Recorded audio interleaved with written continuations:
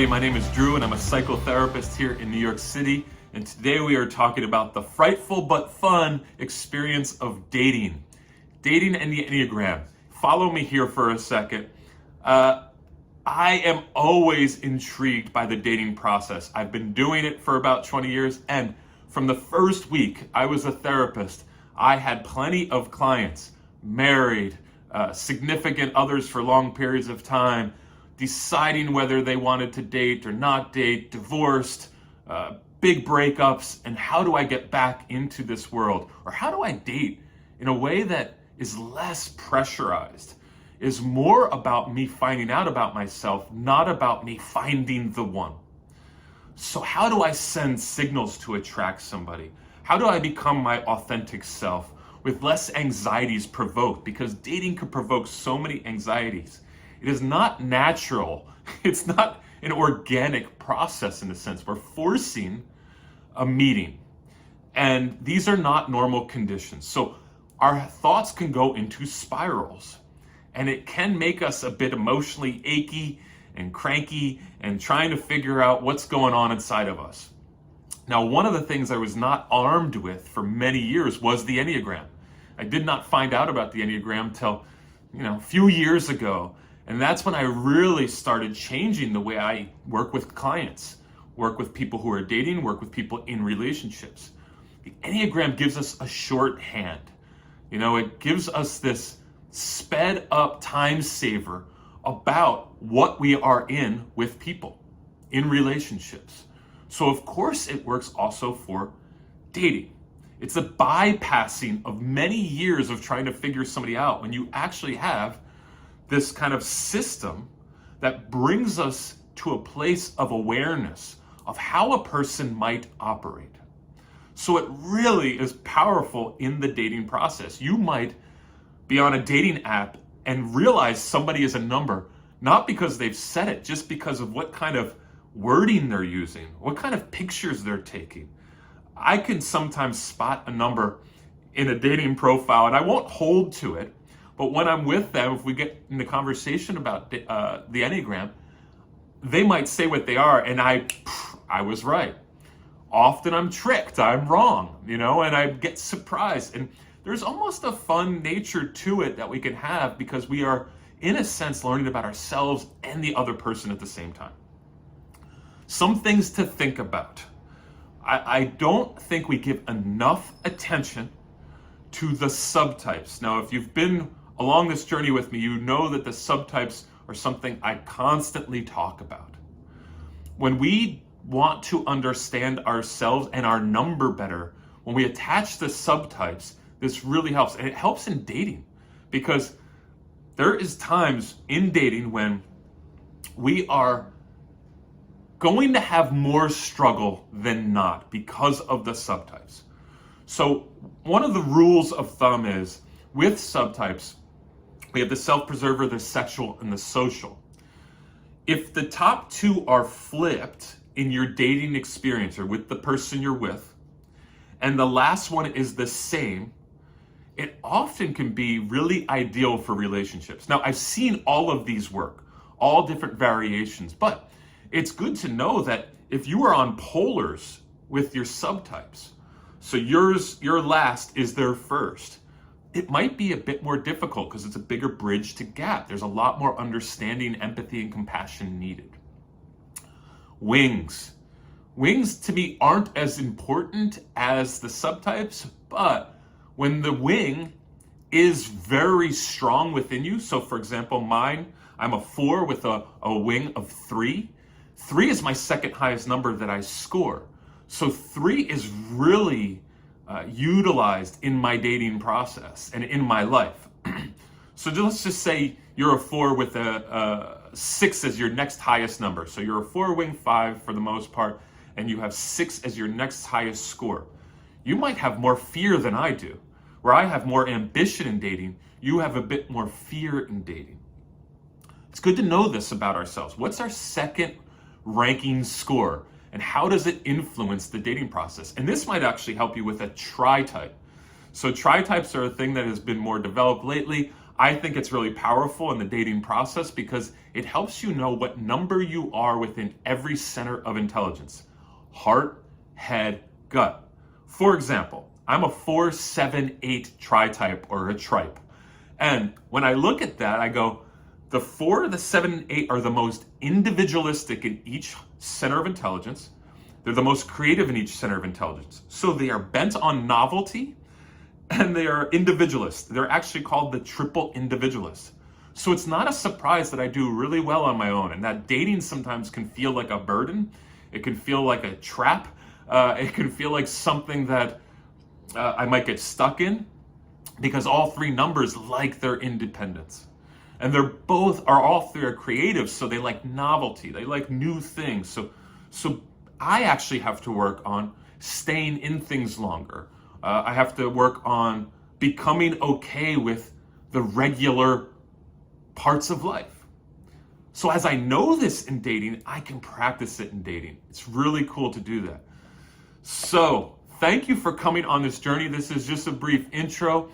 One other thing to think of, people always ask me, what number would be a good fit for me? I try to actually eradicate that thinking. Look for somebody equally healthy. I talk about this in the dating video. We are attracted to and attractive to people of equal dysfunction and equal health. So whatever their number, the health level is most important. Of course, there's numbers that we like to be with a little bit more than others, but you could be surprised by somebody that is a number that you didn't think you'd be attracted to, but because they're so healthy, it works. Okay. Follow me on Instagram. If you're on Instagram, it's Drew Newkirk Psychotherapy, and I am doing Reels now. So I put 1-minute videos out 2 to 3 times a week, and it's a little short version of what I do here. Also, if you want to get in touch with me for dating coaching or individual work of some type, get in touch with me there or get in touch with me on my website, drew@drewnewkirk.com. And thank you for joining me. Please subscribe. Watch these numbers in the dating process. It is a fun ride to go on. All right, let's get into it. Let's start off with some intentions. Let's just set our intentions from the beginning with dating. Can you have a lightness of being? I take this quote, this title from Milan Kundera's book, The Unbearable Lightness of Being, which is such a strong statement, I think, for 4s like myself and 1s. Now for 7s, lightness of being is easy. Their unbearable truth is the heaviness of being. But when a 1 looks healthy, they're gravitating towards that 7 a bit. They have a lightness of being, bit more fun, bit more relaxed, bit more chill. But 1s are naturally anal. And what do we know about being anal? It's about being bound up, about being kind of smothered by your own self. Ernest Becker says this about anality. The anus and its incomprehensible repulsive product represents not only physical determinism and boundness, but the fate as well of all that is physical, decay and death. 1s go that extra step to try to protect themselves against mistakes, accidents of life. They're protecting themselves from the danger of doing it wrong. And so in dating, you can kind of smother yourself and possibly smother the date or the person you are dating.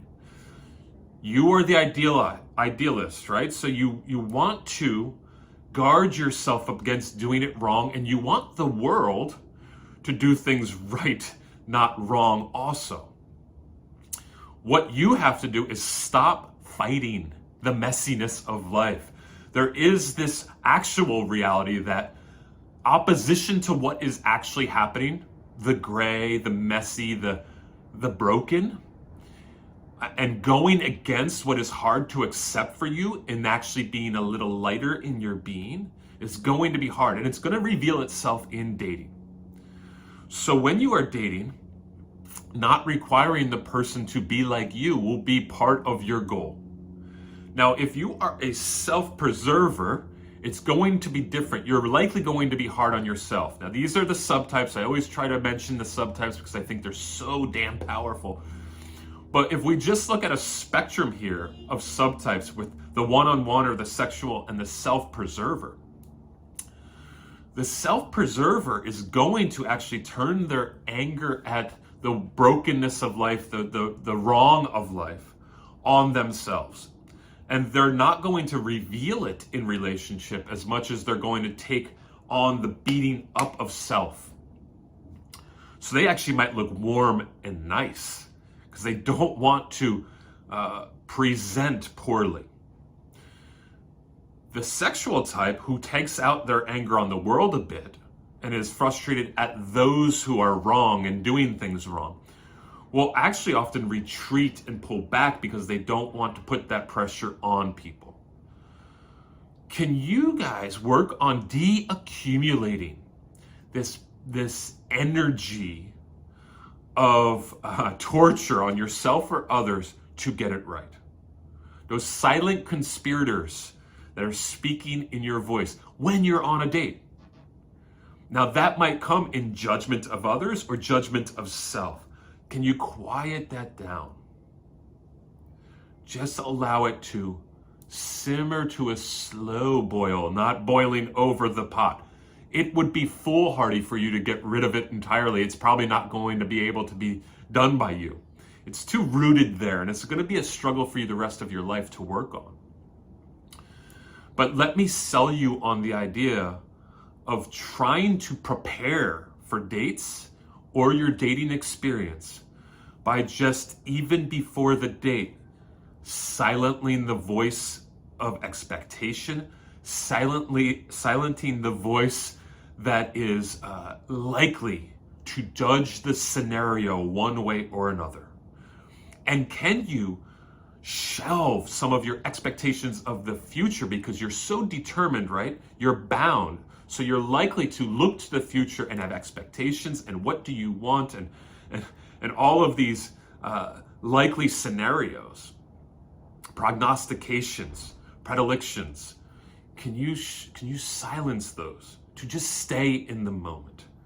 I have a friend who talks about lightness in dating, and she now is dating more so on apps and meeting people in person for the first time.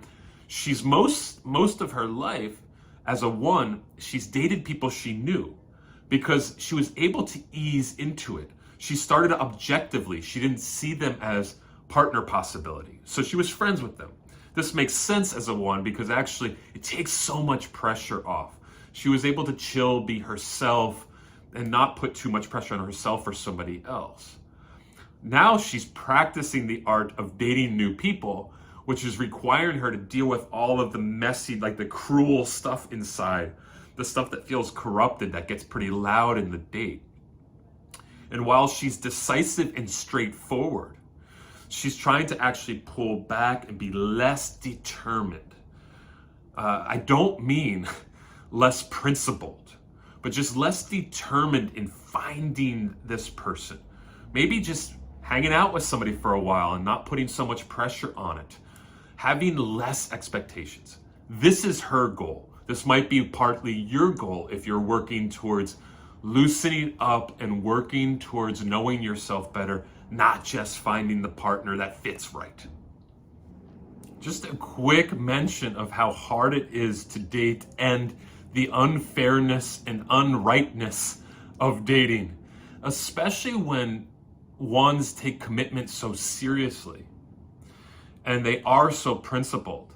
This wonky, uncertain, unorganized experience of dating can seem really unfair and like it needs to be corrected, and there needs to be better solutions for this problem of dating.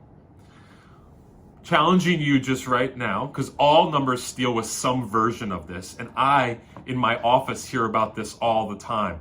All of the things that aren't right about apps, aren't right about dating, in real life, IRL versus internet, all of these things that aren't perfected become a cry of so many of us.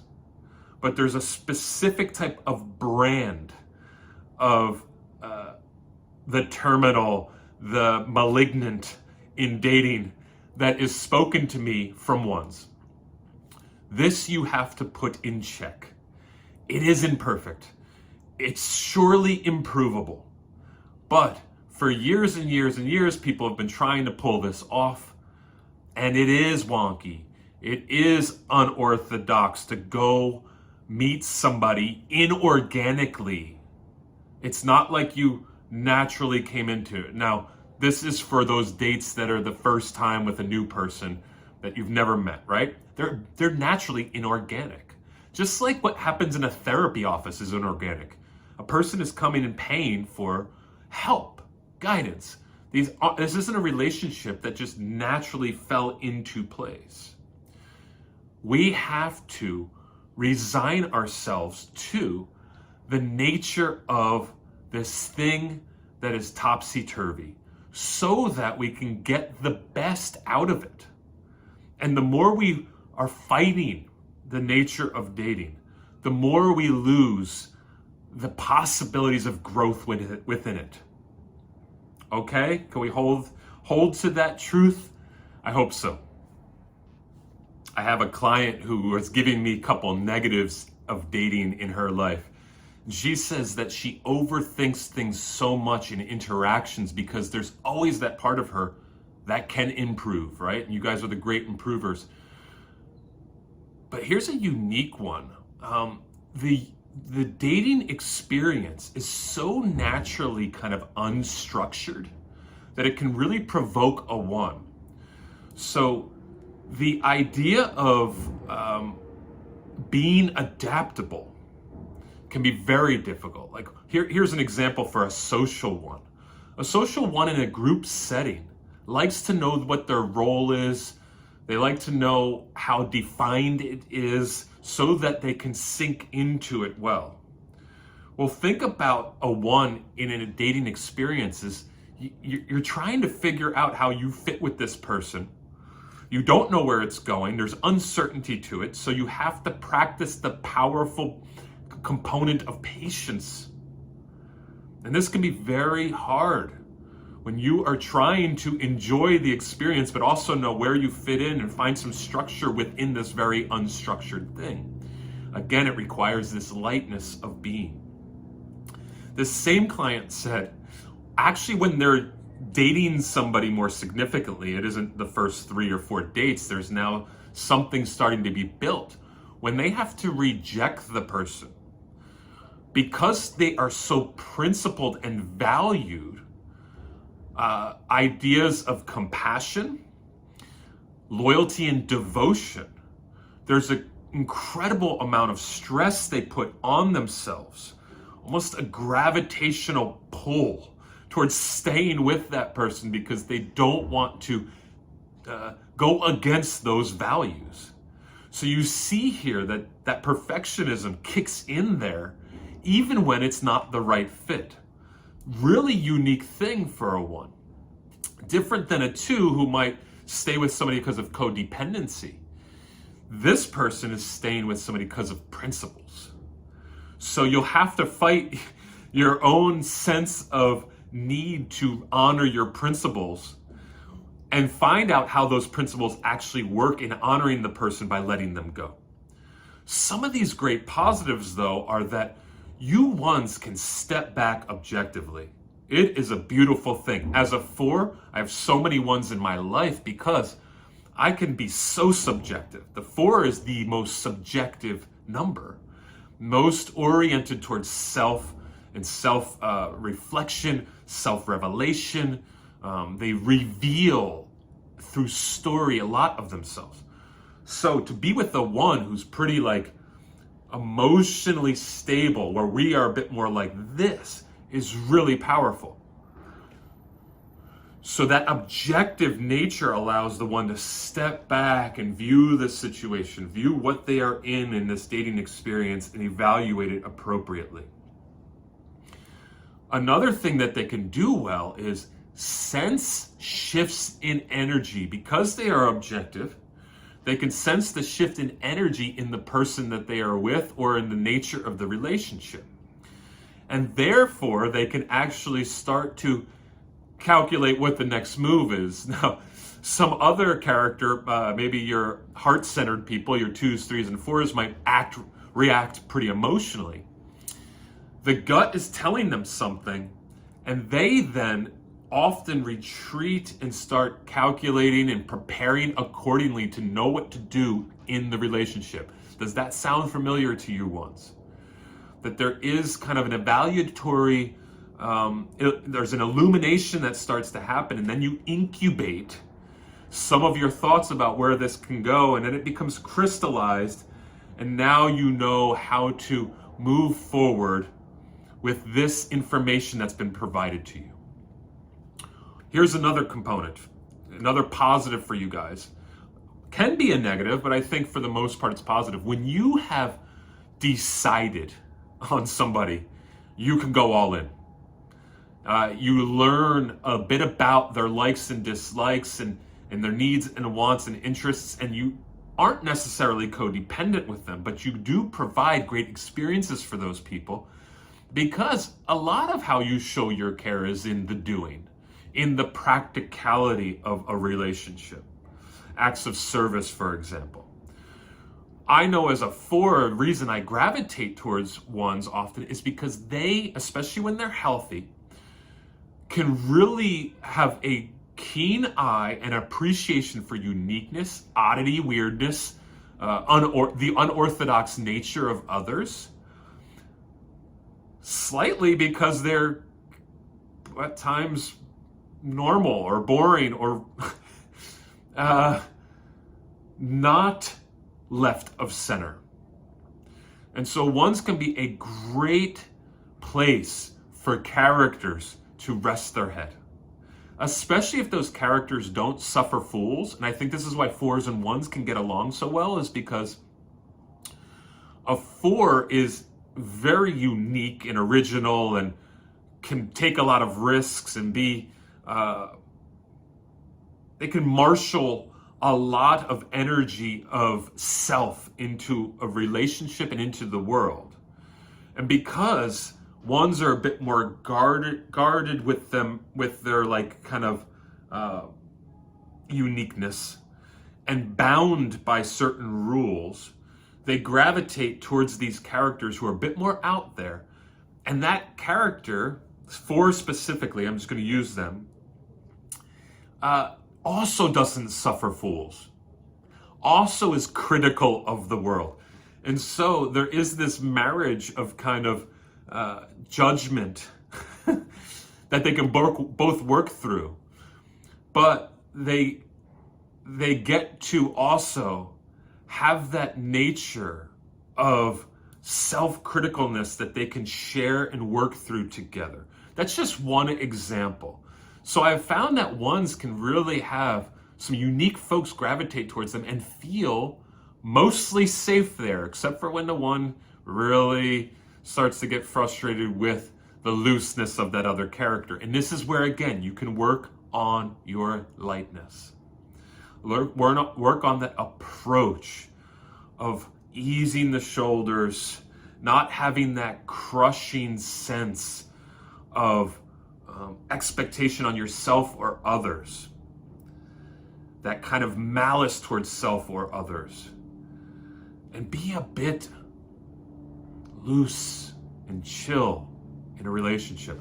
Let me read from the Unbearable Lightness of Being to close us off. I think you'll relate. But is heaviness truly deplorable and lightness splendid? Well, like 4s and 1s are already going, lightness seems trite and too loose. The heaviness of burden crushes us. We sink beneath it. It pins us to the ground. But in the love poetry of every age, the woman longs to be weighed down by the man's body. The heaviness of burdens is therefore simultaneously an image of a life's most intense fulfillment. That burden, that heaviness actually grows us. Please stop doing that. The heavier the burden, the closer our lives come to the earth, the more real and truthful they become. Okay, Ones, you already relate to this. You know that some of this burden actually makes you deeper. Conversely, though, and this is the 7 moment, the absolute absence of a burden causes man to be lighter than air, to soar into the heights, take leave of the earth and his earthly being, and become only half real, his movements as free as they are insignificant. What then shall we choose, weight or lightness? The goal for us here is a perfect blend. Be perfect in your blending. Lightness has to be a result here for you because the heaviness of the burden you carry is so heavy. The middle ground is what happens when you practice lightness. So you have to go all in on lightness to get to that middle ground and be less of a burden on others, less of a burden on yourself. This is where the dating and the dating relationship can have more fruitfulness. And you will have to practice this. Hey, twos, can we set some intentions right from the beginning? Can you be ruthlessly alert to your capacity for love? Remember that you guys are the most interpersonal of all the numbers, most intense, and also focused on love and connection. It is not that perhaps you have more capacity for love, but that your mind is very oriented towards me and the other person. Can you actually put at bay your haste, the pressure, the speed, the immediacy in which you move towards relationship? Can you censure your heart a bit? Now, that does not mean to not feel your feels, but can you maybe in a way dampen some of the intensity of your feelings so that you don't get caught in the wrong thing? This is very much a solitary battle when it comes to dating for you guys. And what I mean by that is the natural inclination for you is to be in communion with other people. So dates actually won't be that disorienting for you. It will likely be a place in which you can thrive. You can market yourself well, you can present well, you can show what you can offer. The solitary battle, the communion with self, is the work. Can I push towards myself and have a strong self-regard when it comes to dating to really, really prioritize me?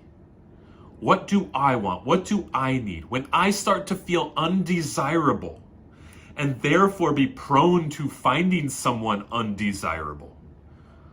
Do you get what I'm saying here?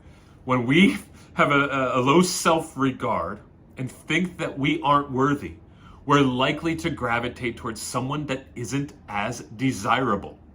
That's not to negate a human and make them feel small and say that they suck and therefore they're not worthy of you. But we can get stuck in shitty relationships because we're not prioritizing us enough.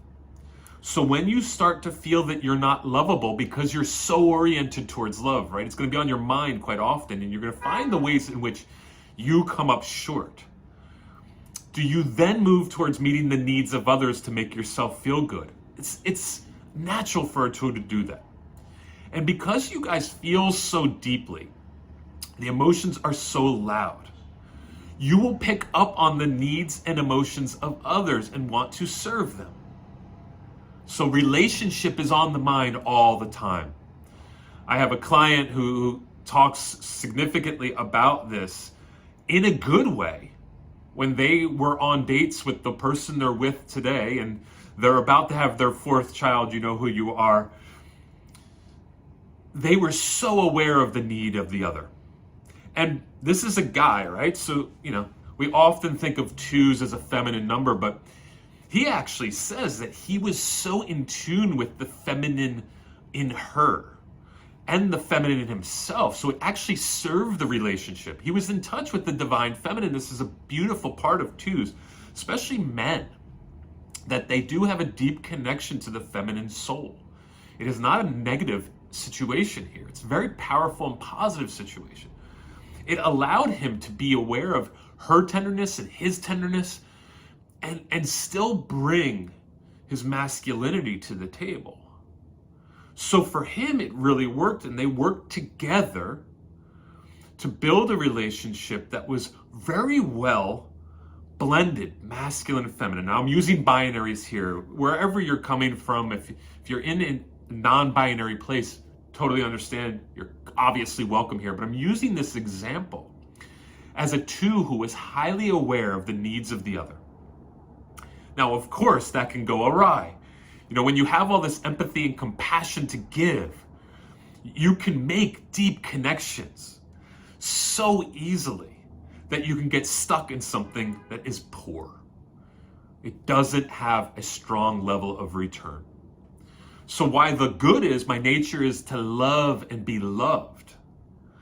The negative part of that is, I can actually fall for somebody who doesn't really have what it takes to serve my needs.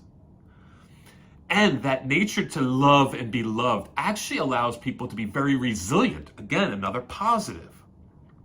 But if my need to get love is so high that I lose myself and I'm with somebody who doesn't deeply and powerfully reciprocate, boom, we're stuck again. So these are the obvious resistance points for a two. If you are a two, you know this. If you're dating a two, you need to be aware of this, because you might have to check your own shit if you're in a dating relationship with a two. Think about the ways they're serving you. And are they serving you because you are broken? Now, we're all broken in a sense, but I mean a brokenness that is being catered to so that you don't grow. The caregiver will come out for them, and they will be willing to put up with a lot of bullshit. Are they putting up with too much bullshit? It's one thing to have margin there and give room for somebody to be broken. It's another thing to step away from self, or if you were the person in a dating relationship with them, to decide not to grow because they're just serving all your needs. This is where you can take advantage of the two. And this is not healthy for you. It's not an appropriate way to enter and stay in a relationship. So twos, let's get back to you. Let's unmask you a bit. When you were in that relationship, first date, 10th date, whatever the dating journey you're on, how ruthlessly alert are you of your need to love and be loved? And how the emotions that you have that can be a bit floody at times, and the charmingness in which you can bring somebody in, are putting you into a situation in which you get stuck.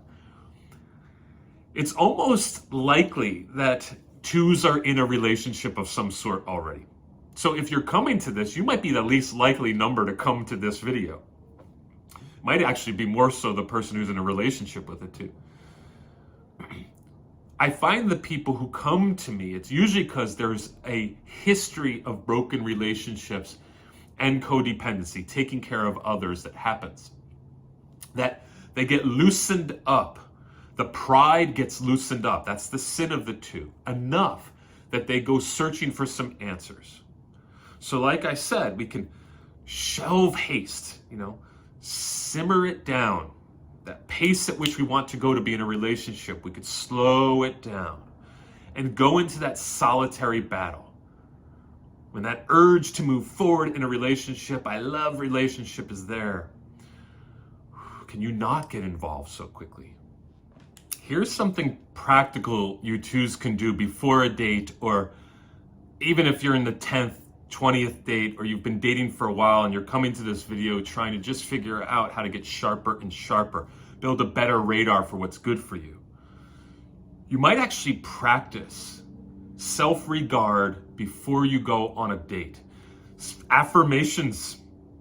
Think of things you're great at, things that are lovable about you, ways you are lovable, so that you aren't overly vulnerable to being needy in a relationship. One of my clients says the hardest thing that they went through during their dating relationship was the power of their woo. I don't mean Wu-Tang, the hip hop group, but their need to woo the other, to prove to the other that they were lovable, that their fear of rejection and breakup was so loud that they overdid wooing. And therefore, their boundaries were easily able to be crossed, and they became clingy and insecure, constantly trying to win over and overwhelm the person with their love. Now, luckily, they were with a healthy enough person that pushed back on them and said, you are lovable the way you are, and I want to love you, but let me, and don't clutch for it. The question most twos have, even the healthy ones when they're at their most vulnerable, is, am I truly lovable? Am I worthy of appropriate attention and care? Are you willing to sacrifice for me?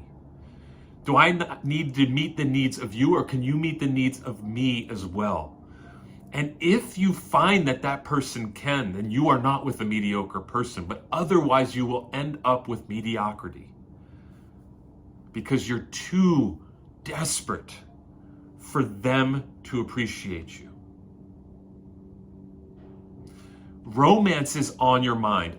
While the 4 is called the romantic, you guys are the romanticizers.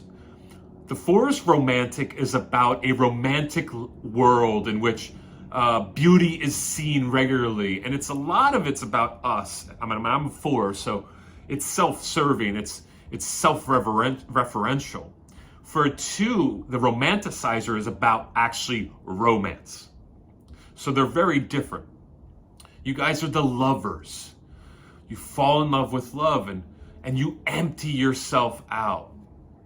So this is where you can practice and orient yourself towards, what are the things that are core about me, that I love about myself and I appreciate myself? And you might have to work really hard to get to this place.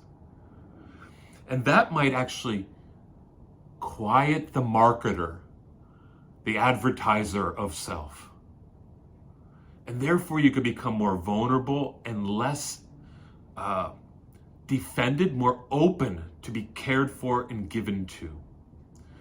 When you aren't, you threaten the other person's individuality. What do I mean by that? Pride, right, is this area that you struggle with. So pride says, I know what you need more than you know what you need. Now, on a date or in a dating relationship, when you are constantly thinking you know what the other person needs more than they do, you enter into their system and recalibrate and play with all the gadgetry inside, and therefore steal away their individuality, and they can't be fully what they are for you. Now, the healthy 2 will gravitate towards an individual, someone who is singular, who has what they have and they are what they are. Yes, they're willing to grow, and hopefully they have a very teachable spirit, but they pay enough attention to themselves to electrify the inner parts of themselves and get the wiring shooting in the right direction towards true self. Their entrepreneurship towards self actually makes them better partner. So, can you have an entrepreneurship towards yourself and love you, have self-regard, practice self-regard, and do it in a preemptive way before dates so that you're carefully calibrated to when this person's needs are arising that they don't want to take care of themselves, but they are looking for someone to take care of for them. This is strengths and weaknesses, friends. That's the beauty of the Enneagram. It constantly is revealing both your strengths and weaknesses, and they're usually the same thing. You love well. You might get screwed by love. You have really intense feelings. You might get screwed by those feelings. You are wildly relational, and that's beautiful, and we want that in the world. And you might get screwed, most likely, by relationships. Enjoy this dating experience. I would actually even say, possibly practice taking the dating relationship longer to commit than you normally would. Possibly date multiple people at the same time. This will feel wonky, but it might disperse your love a bit so that you're actually going to end with the strongest character. That is my hope for you. Threes, as we set our intentions, let's concentrate a little bit on your glimmering self, your peacocking, and how do you create and maintain a relationship, not just pull a person in. This is where the shadow is most loud for the three, where there is that optimism and presentation that is so important, that there is an exaggeration in dating. And dating can be actually this prime place for a three to just flourish their wings, or whatever the feathers that a peacock have are in most display. I love my threes because it is actually the most fun to watch a three date. They have such a strong ability to be confident and personal and energized, optimistic, a level of success and accomplishment that they're bringing to the table. And so they become this very glossy and polished person that is almost the exemplary character that we look to see what a kind of a great presentation on a first or second date would be. I have a good amount of threes in my life. There's a client I'm working with right now. You know who you are. He's a young, handsome, accomplished man in his 30s. And I use him as an example because he's a great guy. He's working on himself. He's doing so much concentrated effort, like a good three, working hard, diligently to unmask himself, to find out who he is. At the same time, he lives in New York City, in my neighborhood, which is essentially Sex in the City on blast. This is where Carrie Bradshaw lived in the series Sex in the City. It is one of those areas in which dating is highlighted and magnified, and anywhere you go, you're going to see a ton of dates on any given night. And there's going to be a lot of sexiness, a lot of money thrown around. And so this client of mine is nearly dating, I would probably say 3 to 4 times a week. And just that ability, just that energy level, when he has a job already that is high level of tension, and then to make his second career dating and having fun on it, peacocking, having relations, having 1, 2, 3, 4, 5 dates with certain people at the same time.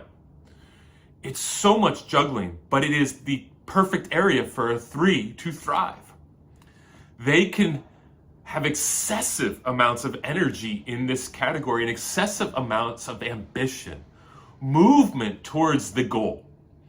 And so as we look at the three, you have to be careful how to mitigate this energy and robust nature with this more authentic, less peacocky part of you. So the three is going to naturally not want too much TMI, too much information, because it might actually not look good if they share too much about who they really are. But a three who's working on themselves will find some actual disambition in presenting the glossy. They have a bit more approval of self. So you threes can actually start kind of taking those feathers and bringing them towards a place that is not so frayed out and flaunted. Frayed and flaunted. I don't know if frayed's the right word, but you're with me, right? The shadow is meant to be presented to you in dating. By shadow, I mean the stuff that you're having tough time looking at, the stuff that you want to avoid, it will be highlighted in dating. Here's a perfect example. One of my great friends is a social three. So the social three gets so much validation from the other. They are uber image conscious. So they dig and pursue approval on a heightened level. They're voracious. And they like being the center of the action. So this friend is actually great for me in many ways. If we go out, he'll do a lot of the work with new people. But there is that competitive side of him. And while he's looking for what's good for the group, and that ultimately wins, he'll be competing with me over perhaps a new prospect that enters into the table. Now, mind you, this person's married. He actually doesn't want to act on it. He just loves knowing that there is a possibility that this person might want to be with him. Now, I've said to him many times, dude, I'm not competitive with you. In fact, I am a kind of muscular, tattooed, bearded guy.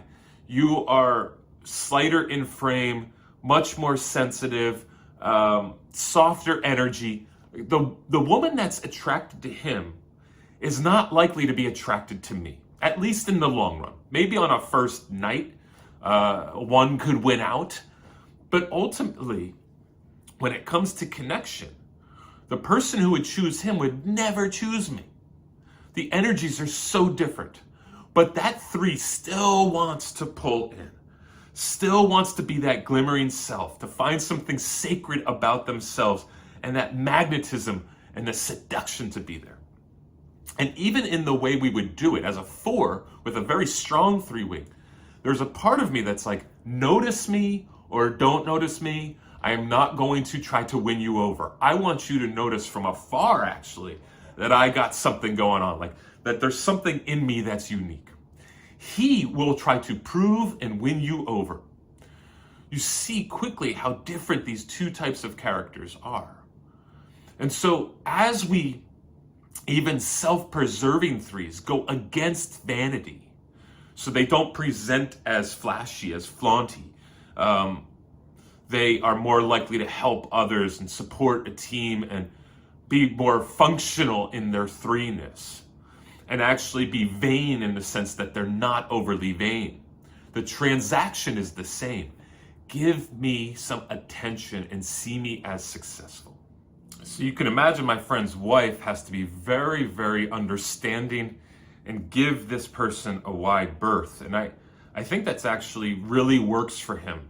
Now, in his dating experience, he did need to ultimately not find the person who just was wowed by him, but someone who appreciated the part of him that does like that and says, actually, go and flirt a little bit. I am not going to be overly insecure about this. I trust you enough to say no when it's needed. Now, a 3, especially with a strong 2 wing, can have a tough time saying no. And I found I have a female friend who's a 3 who said that, in relationships, because she's had a hard time saying no, she's been cheated on or not valued enough because that 2 wing was very loud. And so there's this 3 part that's like, it's pretty loud and wanting to be approved of and seen as worthy in the sense of I can do what it takes and I'm successful. And then this 2 part, the caregiver, that has already a difficult time saying no, creeps in. And my friend's very similar, my buddy, who likes to be approved of and likes to take care of people. And this can be a very tricky spot. So he has to be on guard. And so will you in the dating experience. Can you be aware of how likely you are to shapeshift and be masked? It is important for all of us to be adaptable in dating. But if you are adapting so that you're getting this attention, this is where you have to make a quick shift back and find the true self. And if you aren't as aware of your true self, dating is a great place to start finding it. Use dating. Allow dating to teach you who you are a bit more. What gets tweaked? What gets pushed? What gets agitated? Can you read the room? Now, 3s are already good at reading people, but can you read that a person might want to actually get to know you deeper, or are you looking for the person that wants the gloss? Would you rather be admired than loved? And if you want to be loved, you have to unmask, give more information, not go to that TMI place in a negative way of withholding. You have to be ambitious towards being really known. So this client I have, right, who's dating very regularly in New York and trying to find a good fit, but also trying to find himself, which I think is a perfect balance.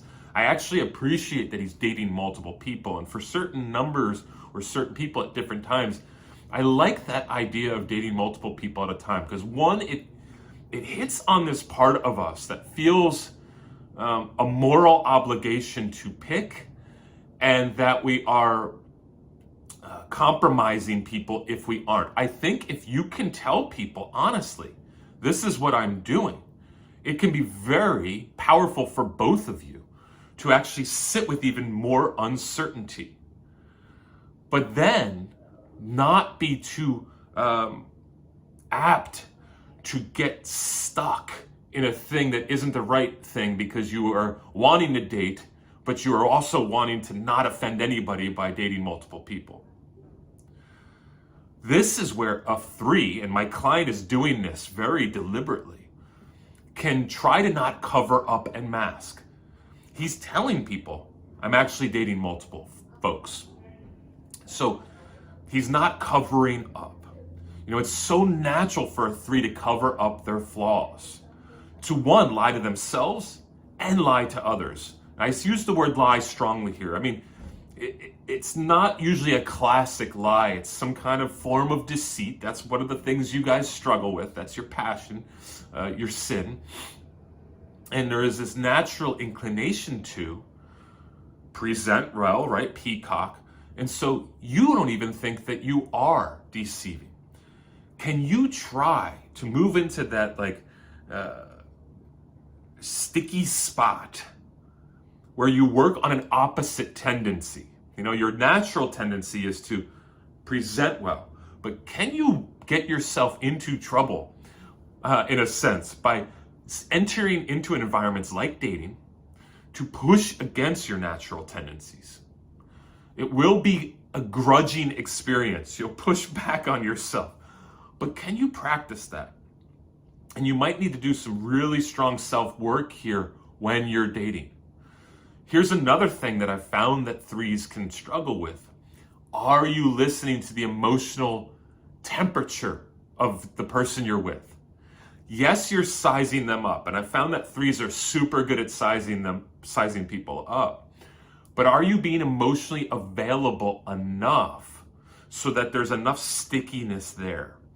You know, 3s can be really good at casual, and I am not faulting anybody for being in a casual relationship or deciding to be casual, especially consciously casual, in which it's not about just sleeping with as many people as possible, but hanging out without a lot of expectations, going on dates. 3s can be great at this because they can give such a light energy and be fun and also have a lot going for them. And they usually have the funds to pay for it. Can you allow yourself to be emotionally connected even in that and not use casual as a way of thwarting your true self? Future orientation thinking too, right? You guys naturally go to that place in the future. This is why I think my client is practicing the art of multiple dating. I don't know if that's like a thing, but I'm kind of making it up here. The dating multiple people is allowing him to be occupied enough that he doesn't focus so much on a person and what this will be. I have a friend who says, she's a 3, who says that she's been called an accidental sniper.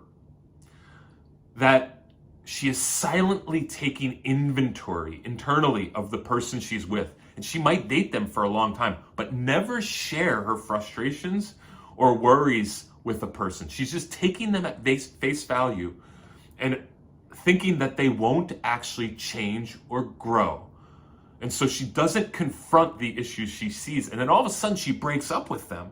And it's out of nowhere. They feel like they got sniped and blindsided because her future orientation was so loud that she was getting let down by these things that a person had that she didn't think were ambitious enough or keeping up or, sharing the same values. And she has this can-do attitude. And she saw this person as can't do. And so therefore she was diminishing them internally. And then it was over. There was no communication. Now, sometimes this is a great thing, right? That you are actually not spellcast. You're creating an inventory inside, and you're not expecting that person to change. For many people, this is a great way to approach dating, is not trying to change the person. But this is a little different, I think. What she was mentioning is that there was room here, capability, positive capability for some real good conversation, and it didn't happen. And so when the thunderclouds came, the storm happened and she was out. Hold this person in enough regard to have these conversations, to see if they have the capability. So 3s, how much fun it is for you to date. I love watching it. I love being around a person in a room when they're meeting new people. That's a 3. It is kind of it's a science. It's a beautiful science. It can go overboard. So can we watch for that? Can we be careful about when it becomes too much? And negotiate the internal more than the external. All right. Thank you. 4s, God help us, we can make dating so complicated. So let's just set some intentions really quick. You and I'm a 4. If you've not met me before, I talk about the 4s in great detail. I could make this video 2-3 hours long. I will hold tight to shortening this, but I want to give us some reality testing. Our intentions have to be to rationalize the relationship. We naturally make this thing complicated with unlimited expectations. And for anyone to be with us, they'll have to be resilient and adaptable, because we will emotionally haze them to make sure they have what it takes, and we'll still wonder after that if they do.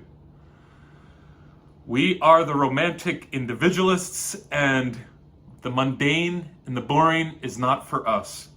Our internal worlds are complicated, and we have to take responsibility for our complexity and our individualistic nature, that we will have to suffer a bit in the dating process. We are wired to move towards originality, and we have to honor that and find someone who will also honor that. But in the process, you know as well as I know that we are going to think we're shit and great. We're going to think we're too much and not enough. And all the things in between. We will doubt. We will look for perfection. We will look for someone who has the social capital to deal with us, while also thinking that we are overwhelming them. We will have one foot in the door and one foot out of the door. It is a lot. And it takes some vulnerability to look at this and treat this experience with maturity. What is it that we can learn from ourselves in this process of dating? I think it's a lot. It requires a lot of emotional bandwidth, and you will probably go in and out of moments of pure exhaustion if you are dating intentionally. Even if you were trying to just do something casual, there will be immeasurable moments of complicated calculations and interpretations and attention you pay internally to all that is going on. Your fantasies need to be brought down to earth, and so that you have greater control. You have no idea who you're going to end up with if you were looking for a specific person. And that's the beauty, but it's also the pain. So what I'm going to try to do is, again, rationalize here. I'm just going to throw out quick bullet points, not go too into depth with it. I think that you're going to be able to read into these things that can trip you up in dating, things you're going to be thinking about in first dates, 10th dates, 2 years in, 3 years in, 5 years in, if you're new to dating, if you've just broken up, if you got divorced, all the things, you probably have some insecurity that is bubbling up inside. And so I want to help you just concentrate on some of these things you can speak through to yourself while they're going through your heart and your head in the date. Cool? Let's get into it.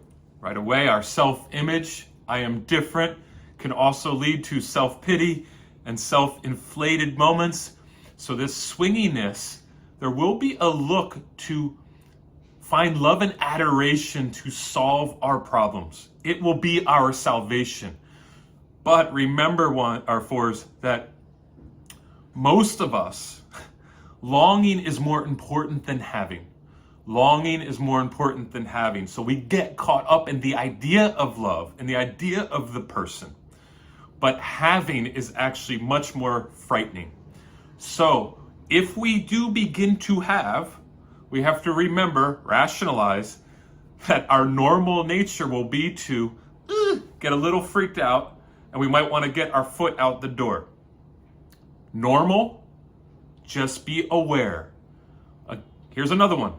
We were born lonely. Somehow, suffering was there from the beginning, and we felt alone or lonely.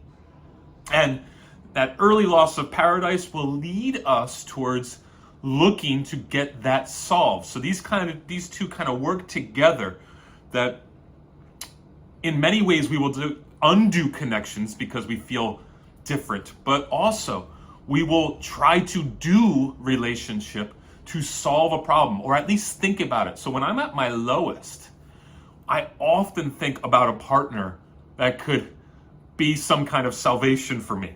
If I just had that partner, natural, something to be aware of because our emotions are engorged, but that's that two part of us kicking in and getting needy, getting clutchy, getting clingy.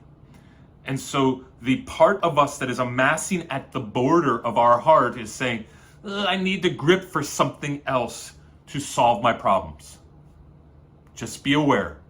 In that light, the part of you that says need me, want me, because there's a bit of that in us, and especially if we have a strong three-wing, need me, want me is also saying don't need me too much, I'm an individual, don't smother me. So we seduce and we pull in, but we're also really worried about being smothered. Again, pretty normal for us fours. So as that's happening for you, think about the amount of emotional energy you're spending on thinking about that process. That we get fatigued by ourselves because our emotions are so juicy and we over-identify with our emotions. So as we are in this dating experience and we're starting to connect with somebody and they're getting pulled in a bit, maybe even we are too, right? So that's mutually happening and we want them to be pulled in. Once they start getting in, well, then they're going to have certain expectations, which is going to infringe on our individuality. Slow down here. Be aware that it's happening. It's okay. This is what you'll have to work through. And if it is a good partner, and I'm going to emphasize just partnership here, rationalize this thing, that we work well together, there's enough juice, enough heat there, then can I be okay with this person having certain needs, especially if it is not an extreme? It's a thing to ask yourself. Remember when you are dating that you are not neutral. You will require people to have reactions. That is what happens. The healthier amongst us fours are wearing a lot of confidence, a lot of uniqueness on our body. I don't even mean in clothing. I mean very much that there is a thing that we've worked hard for that will actually provoke and pull people in. In some ways, people will reject us because it feels too powerful. In some ways, people will be pulled in. Words are coming. And those heavyweight opinions, those elitist thoughts at times, those things that we really gravitate towards and like, will play out in dating too, in what we are looking for in a significant other.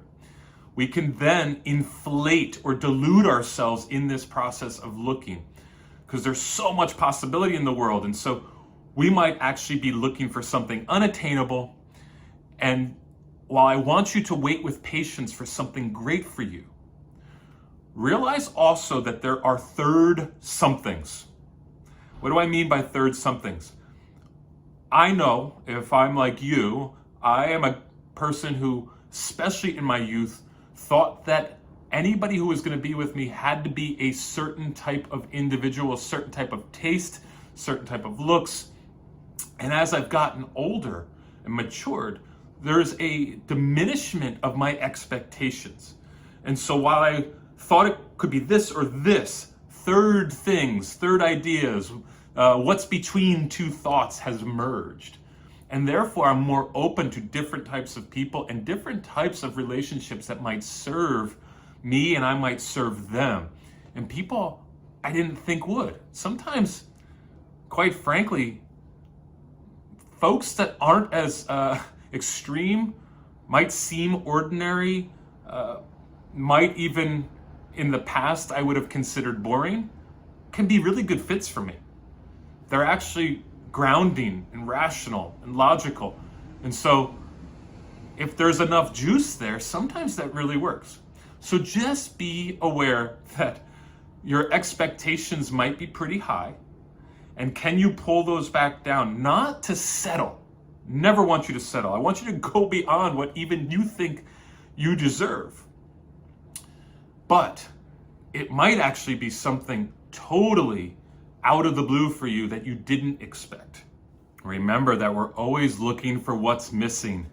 What's missing in ourselves, what's missing in the other person, what's missing in the bar that we're in the city that we're in the night. Is it raining? Is it all of these things? We're going to be aware of what's missing. And so this can lead towards a lack of gratitude for what's there. So on your dates and in the dating process, can you practice before and after gratitude? If you are with somebody who instantly it doesn't work, it's not the right fit, can you still have gratitude and maybe stay in that date and see what you can learn about yourself? If you are rejected, you can tell that they don't have interest in you right away. For some reason, this combination just doesn't work. Can you stay in a place of gratitude, still learn, still appreciate that person, maybe even try to stay on the date as long as possible to see what will happen? We have to constantly remember that gratitude can be a solution to some of our normal inclination towards seeing what's missing. And then also this, there is a shame cyclone always around the corner for a 4. 2s, 3s, and 4s live in that shame world. And so we will possibly spiral when we are let down. And we can get let down by dating so much. Just take a great example on a dating app. They didn't look like their pictures. You thought they were going to look better and you were building that up in your head. And when you got there, you were like, whoa, I got scammed here in some way. There was too many filters on that photo. And, well, they're not as slim as they said or tall or whatever it is. And then that missing piece starts coming up. We are going to get disappointed regularly in dating. Be okay, normalize, and regulate your expectations. Again, we're trying to rationalize the relationship. We want to be known, do we not, Fours? I think what we have to realize is no one is going to know us enough. Not for us. We really want to be known. But everybody's got their own lives they're living, including the significant other that we might find. So we have to, again, rationalize our expectation of what they can know. But I also will tell you this, teach a person who you are. So many 4s that are my clients, and you know who you are. I have so many since I started YouTube because 4s are my expertise area. So I get all of you clients who are 4s. And so many of you are expecting people to get you without telling them who you are, without telling them how to be in relationship with you. We can inform and educate people on who we are, and it takes a bit of boldness. You self-preservers are the least likely to do this. Sexual types most likely, that one-on-one nature, they're going to tell people. Socials are going to be a bit more torn, but we've done a lot of work on ourselves. And we have an antenna up for who also has, and who is aware of our specialness and all the work we've done. But sometimes we expect people to get that without helping them. And so we can help them understand the internal world, the psycho-architecture inside the scaffolding, the structure, not just the outside coding. And so before you clear somebody out, help them understand. Threes do this specifically. If you watch the 3 part of dating, I talked about the accidental sniper. And something my friend told me somebody told her is that she was building up a list of all the ways this person wasn't a good fit. But she wasn't communicating or conversating about that with the person. And then all of a sudden she broke up with them and they felt sniped, out of nowhere. 4s, we have to do a good job of helping people understand us. We both have a fear of standing alone, but then we also can separate. We are good at sticking out in our originality, but sometimes we're not good at telling a person how we are in a relationship. So take the initiatory act in your dating process to reveal, but reveal in a way that they can understand you better. Don't just expect them to understand your cosmic specialness. On top of that, don't use that lever, in a sense, the lever over like they don't get me, to be resolved to your addiction to the search. 4s can be addicted to the search because we are actually addicted to the search of who we are. We love to find out more about ourselves and all the possibilities that lie within. What can I know about myself today? What can I learn about myself today? And so therefore, we also can get addicted to the search for other things, and it can happen in dating. So the bird in the hand is not as important as the possible birds in the bush, whatever. The one in the hand is worth 2 in the... You get it, I think, I hope. That the grass is always greener on the other side for us sometimes, right? So while we long to be included and we go out on these dates and then something's starting to connect or there is a possibility there, the search is more powerful. And the search is more powerful because we are so oriented towards building our own myth. So the myth of the search can be powerful. So just be aware of that. This is where a lot of times we could have our foot out the door because we've worked so hard on us. And we're continuing to work hard on us. And we love that process that we often can put that expectation on somebody else. And that might not even be a good fit for us.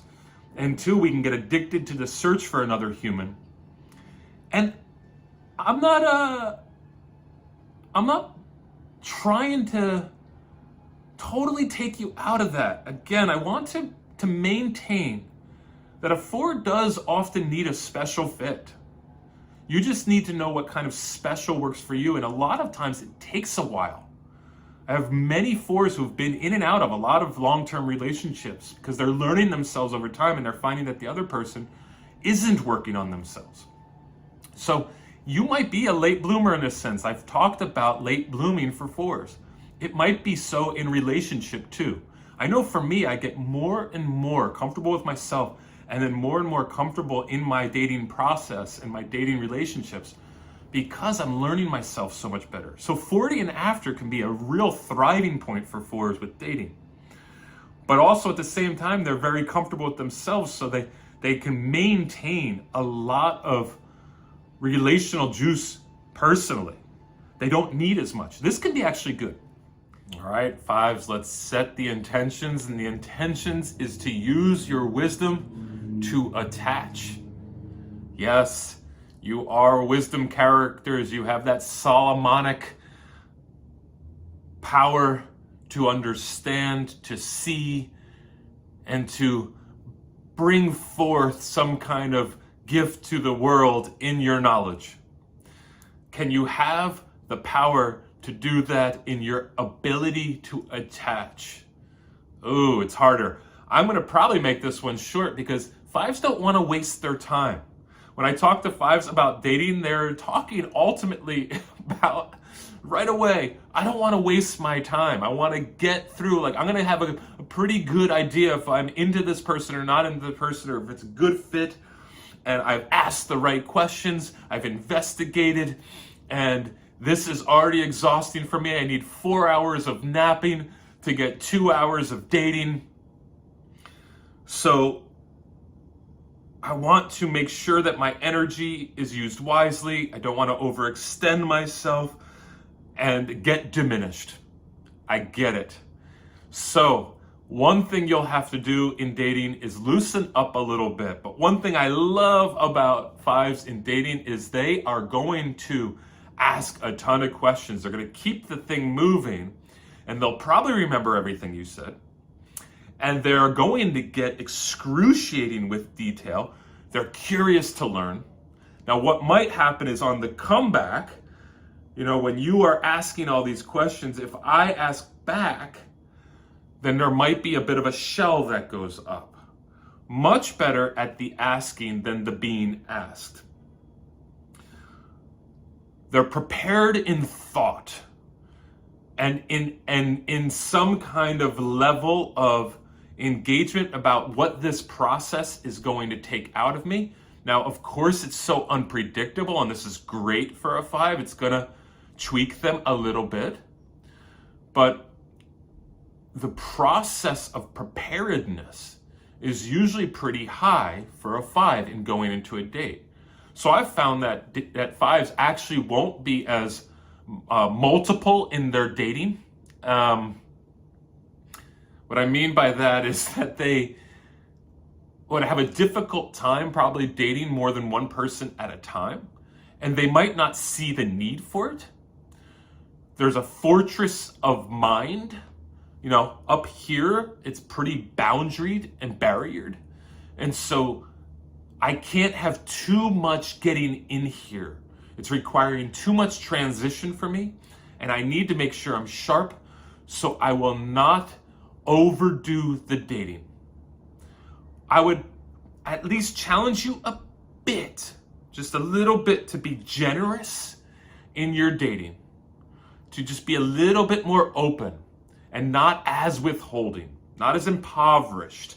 The impoverished part, what I mean by that is, as I've said in this whole experience with dating and in the video that I do on the comprehensive part of dating, is that dating is smart.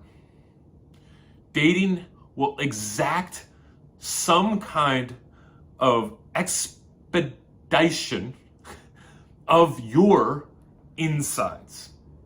What's true about you, what you value, what you don't value, what you don't know about yourself will be revealed in dating because it's so topsy-turvy and wonky. And for a five, it is a breeding ground for more information about yourself. Now, fives can often get way more comfortable in what they're going to learn about something else than about themselves. Can we have a virtuous move towards a detaching from the other thing I'm going to learn about and attaching to learning about self? Detachment is both a sin and a gift for a five. They naturally don't need as much from people. This is why they're great in dating in the sense that they're not clingy or needy. They can be alone often really well. Even the social types. There is an independence. They can be classic avoiders. I have a client who said, in dating, one of the first things they ask is, how many friends do you have and how many family members are you really engaged with? Now, they ask it in not so direct of a way, but there is this sense that I like to isolate and detach and move away. And so how much burden is your life going to bring on me? How much am I going to have to be flexible and spontaneous? And in dating, they can very much avoid spontaneity and flexibility. But also, as the dating moves forward, the amount of weight and pressure that the person that they're dating requires of them or puts on them can be very burdensome. So often they are trying to outsource their emotions. They might be looking in dating unconsciously, subconsciously, or consciously for the person who has the emotional juice in the relationship. And so they outsource to that person. But there's also a frustration because that person's usually more connected to the world. And now they have to pay attention and be a good listener and give attention to that emotional world. And it can be very draining. So as they're downloading information on a date, there is some kind of level of energy matrix that they're playing with, in which they say, how much will this person take from me, and how much would their life cost me? Can I maintain the type of solitude, guardedness? Can I navigate the world in which I want to live in the way I want, or will this person exhaust that? And there will likely be disinterest, even though they are looking for a good compliment. Their head is always going. So even on a date, they can be calculating all of that while they're still trying to be present. And often they have to come back and say, oh, here I am. I'm here still because I was just working on something back here. And now I'm up front again, back with you. And at a 5, you can tell a date that that's happening. If this person can't deal with you going off into your head every once in a while, it might not be a good fit in the long run. But your job is to embody more and more a present nature, to not be so transitioning back and forth, to not vanish in body and mind at times, but to be a great confessor in these moments of this is where I was at. The cool thing about a 5 is you guys can often be steel traps. We can give you a lot because there's a safety with a 5. They keep secrets well. They tend to be open to all of this investigating that they're doing with you. And so therefore you can reveal things to them and disclose things to them. But will you do the same? Will you share where you're at on a date? Will you share what might be hard for you early on? Share what kind of resources are being drawn and where you're getting your energy. Not be so self-protective and private in that. Because when you protect yourself so much, that stinginess, that level of avarice and pulling back, because I will be eaten up, I will be chewed up, I will be left bare. If you can give more of that in the date, you will be more likely to use your time and your space and your reserves well, because that person will hopefully be able to share with you back what can be their level of giving and taking. This is the best thing a 5 can hope for, is to early on kind of spit back and forth and kind of a level of policing the relationship before it even gets fully flourished. I mean, we can never fully know what it's going to look like, but try to mitigate some of those issues and possibly be rewarded and appreciated for the ability to give and take that you have. Reserves and energy level is so important to a 5 that if they can share in what they're thinking, right? Because the emotions are going to come second. For a 4, it's emotions first, thinking second. Can you debrief and brief and kind of kick back and forth what these equations might look like? And as you get eased into the relationship and you know that you're not going to be fully taken for a ride here, that it can become a little bit less complicated. And you can take a more stance of excitement and not concern. Dating can be really fun for a 5 because they get to learn so much. But what you bring to the table in your honesty will actually help you in the long run, not get stuck in a thing that's constantly draining you. 5s early on in life can make bad decisions in dating because they're so looking for the emotional complement. And that emotional complement, if you're not together working on yourselves over the years, the gap can grow very big, isolated, totally wanting to be engaged and hating each other because you're at polars.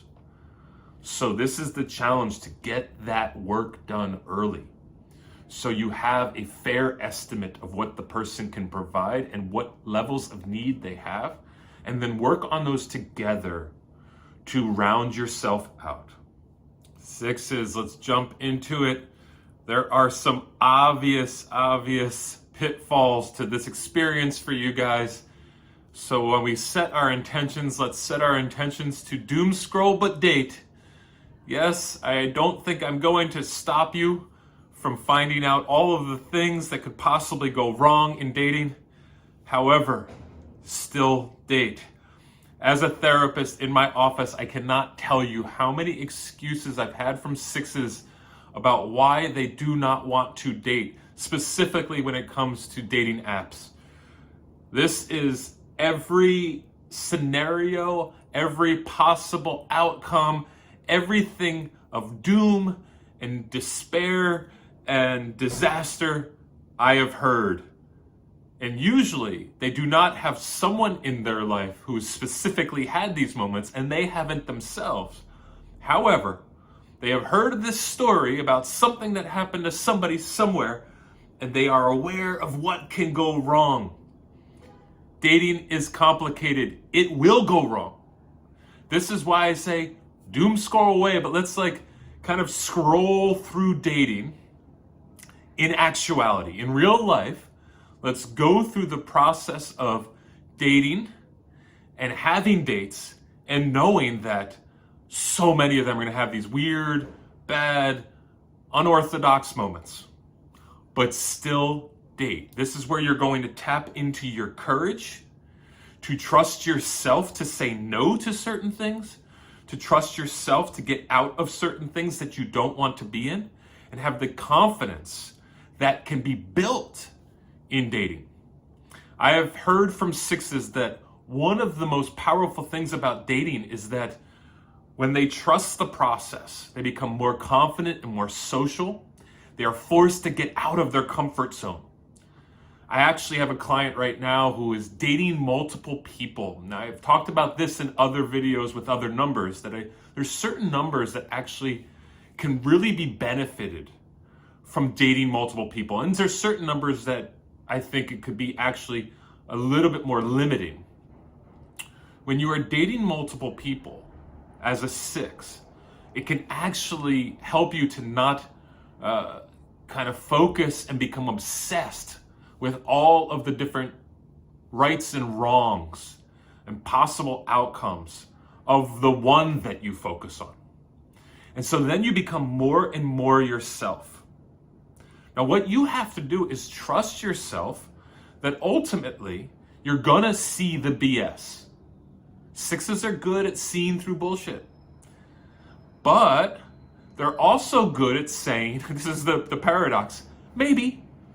You know, they check the box of maybe often. So why don't you let yourself go a little bit and say maybe? But do that with multiple people and see who starts winning or who starts rising to the top. When you say maybe with 1 or 2 people, you might get stuck with a bad seed.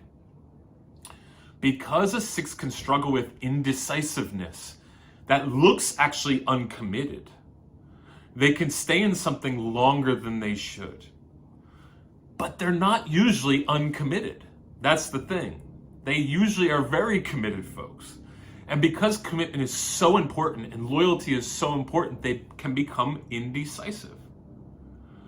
So when you are in too much deference to the other person, right, giving them too much strength and power, and becoming that selfless person that's giving, as a 6 can often be prone to do, a resentment could start to be built up. You have to own that that's part of your lack of decisiveness to either share or assert yourself or to get out.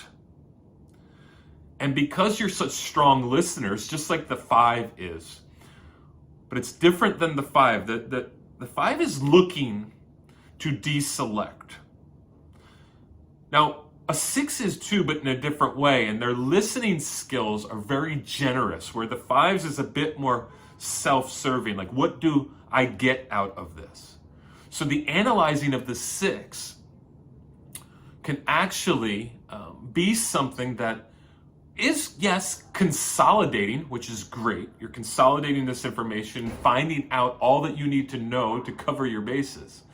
But it can be that you get stuck with the person who can walk on you, who does want to share a lot, does want to take a lot. Okay? So as we're just loosening up in this, loosening up, we're trying to get more and more natural in dating. More and more natural. And to be natural, we have to assert ourselves a bit, right? Lean into that 3. Yes, it can be actually your weak point. But the 3 has great things to offer the 6. So when we're looking to your point of disintegration or where you are at when you are vulnerable and that 3 starts to kick up, well, let's look at it in strength also. How can you be a bit more projective of your personality and shine a bit more so that you do not get overshadowed? It's a weird kind of conundrum, I think, 6s, when you're in dating and in life in general, where there is a natural bent towards sort of sabotaging, jumping to conclusions, reaching certain scenarios, reaching out for certain scenarios in your head and seeing that this worst case scenario could possibly happen, or this person doesn't fit for this reason, and whatever will go wrong, can go wrong, or can go wrong, will go wrong, and be prepared.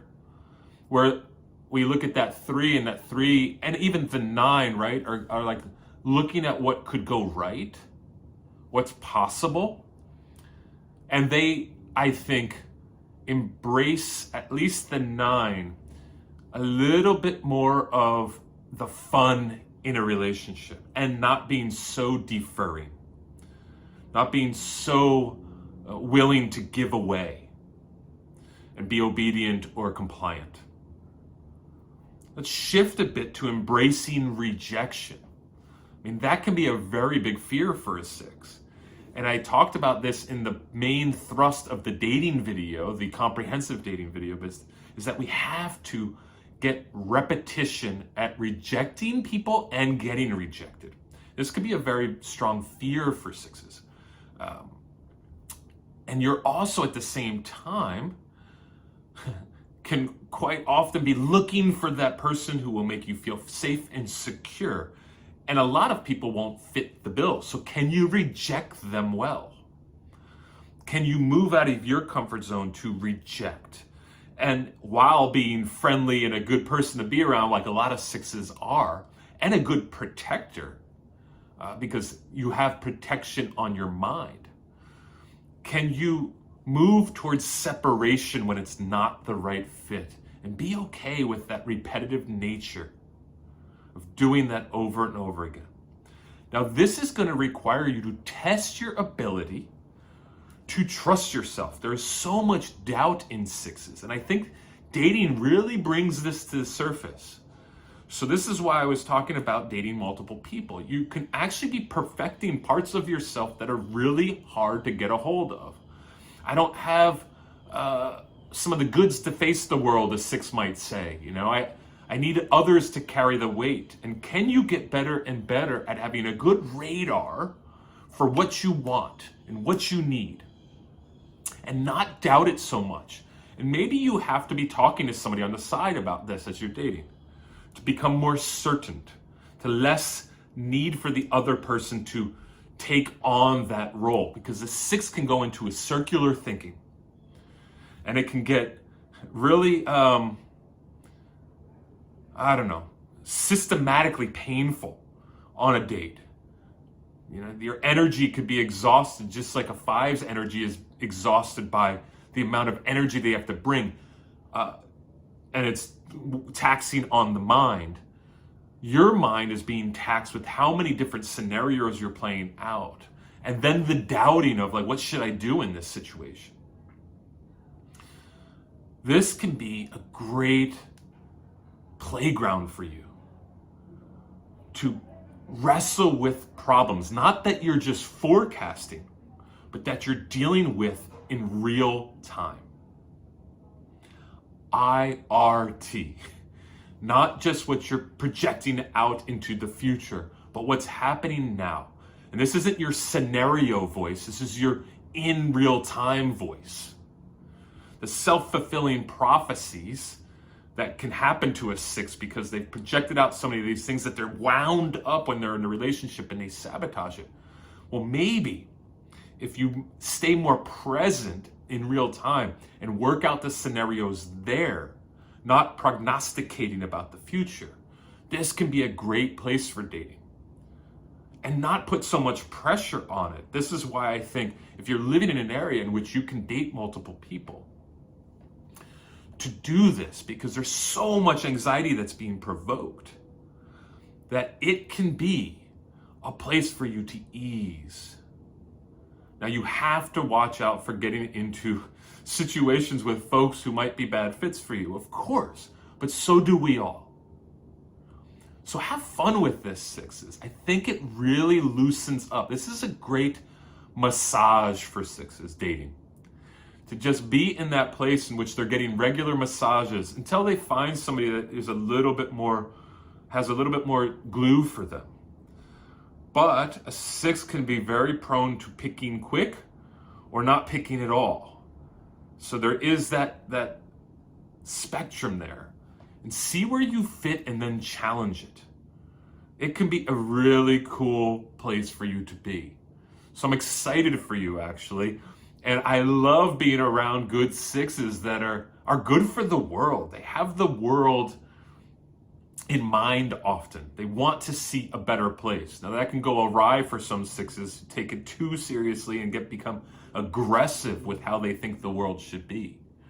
Especially some of you counterphobic types.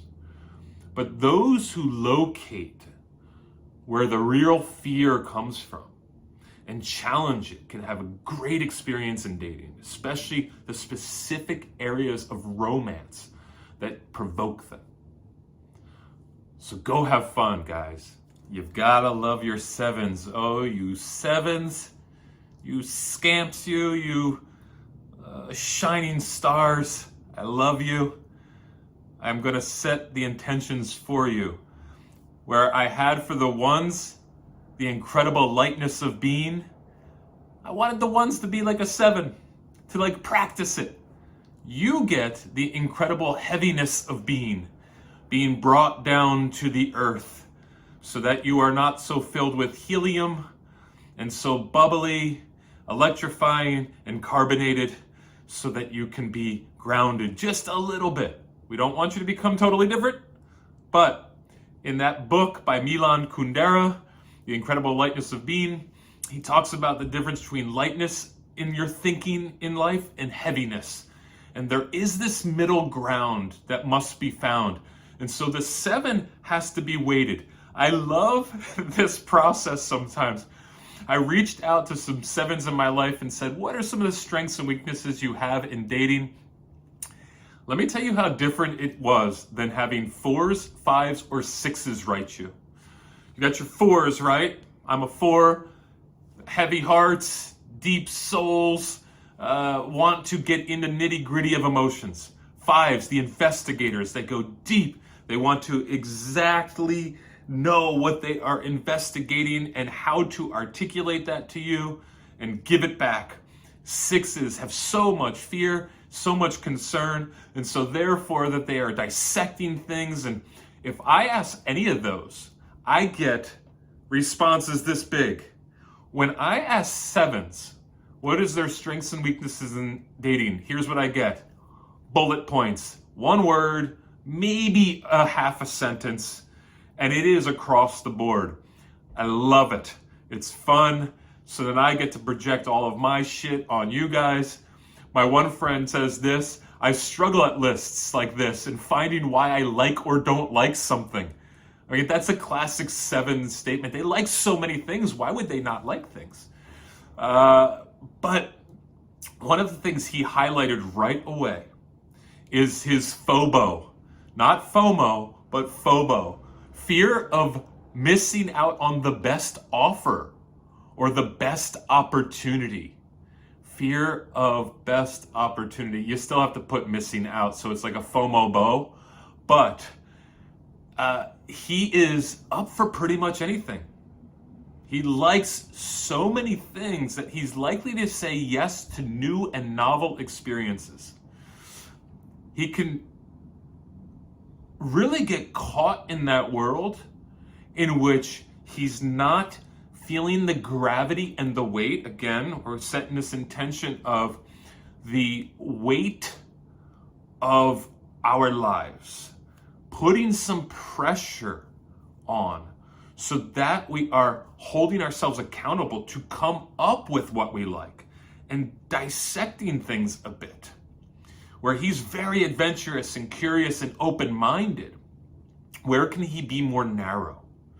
Where can he set boundaries? Where can he peel away? Now, my friend, female on the other side, says that she could see the best in everyone. And so what happens is she bright sides relationships. Even when something is going awry or it doesn't seem to be fitting, she can bright side her way into staying in the relationship. And she can mistake having fun for feelings. This is a big one. 7s can mistake having fun for feelings. They specialize in joy. It's a great defense mechanism of the ego. And so some of the emotions are actually there are kind of cloaked in fun. But what's underneath there is something a bit more strong and powerful. So in the date, as you're having fun, can you gauge your emotion? Can you put the weight on yourself and not just see that there is no wind or cloud that can push you over or dampen your day, but let some of the storm that's within grow? Now, so many 7s say nothing really gets to me. But when they are in a place of security, they lean towards a 5 a bit. They investigate, they dissect, they evaluate. Now, unfortunately, they're both in the head center there, the 5 and the 7. So they really have to activate their heart center, the feelings, the 2, 3, 4s. So tap into that and see the opportunity in emotion. Now, 7s have so much opportunity anxiety. That FOMO-BO that I was just talking about, the fear of missing out on the best offer, the best opportunity, that there is an opportunity anxiety there. And so it can make you liable to be stuck in something because you are not gauging the emotion. So as you're acquiring people, connections, moves, can you also acquire a healthy awareness of your emotions? 7s are lovely to be with, especially on dates. They can see the best in you. They can see the best in every situation. They're going to be likable and sociable and affable and really bring out that part of us. Now, there's a number of numbers that are going to react pretty strongly to that. So when you're on a date, sevens, and you're on a date with maybe a 5 and a 6 and a 4, for example. Let's just say that 4, like me, is going to want to push on that weight to see if there's any heaviness there, that you can go to some dark places. Otherwise, you feel too threatening to me. You won't understand me. You'll try to bright side all of my woes that I just want to be understood for. So we can be a good complement. Maybe like a 6 that has this concern and worry. You might overrun them. So in dating, again, there's so much to be taught in dating. Can you allow even those dates that don't go well or that aren't the right fit?